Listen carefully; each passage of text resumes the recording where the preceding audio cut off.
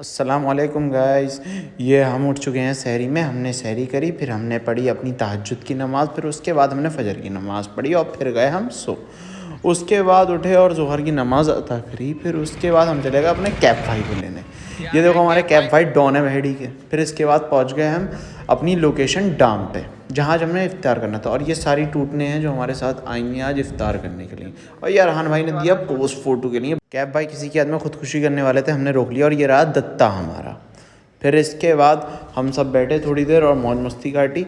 फिर ये आ गए हम अपनी धन्नों से नीचे, और ये रहे 2 सेठ। फिर इसके बाद हम पहुंच गए अपनी प्राइम लोकेशन पे, जहां इफ्तार हमें करना था। यहाँ पर सब ने तुरंत उतरते ही इंस्टाग्राम के लिए रील शूट कराई सब ने।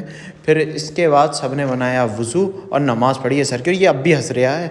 फिर सब ने इफ्तार के लिए बैठे सब, और इस बंदे का कैफ का रोज़ा नहीं है और देखो कितना हंस रहा है और इफ्तार के लिए बेचैन है। और मगरिब की नमाज़ पढ़ी फिर सब ने। फिर इसके बाद सारा सामान रखा घर की तरफ को निकलने के लिए, लेकिन सबका मूड बन गया जाने का। खान भाई तो पेट्रोल डलवाया और निकल गया हल्द्वानी की तरफ। हल्द्वानी की तरफ का थोड़ा रास्ता दिखाया आप लोगों को, वैसे तो देख ही रखा हुआ आपने। फिर पहुंच गए खान भाई। खान भाई पहुंचने के बाद फिर मैंने और कैफ ने थोड़ी एक वीडियो बनाई छोटी सी।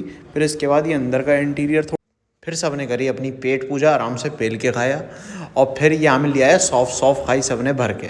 फिर इसके बाद फिर निकल गए घर। फिर अरहान किसी की याद में बहुत रोया, बाहर निकल के भी रोया। फिर इसके बाद ये देखो हरामखोर कहाँ डाल लिया है गाड़ी, और ये टोल पे था जाम। फिर आ चुके हम घर और व्लॉग को कर दिया यहीं एंड। बाय।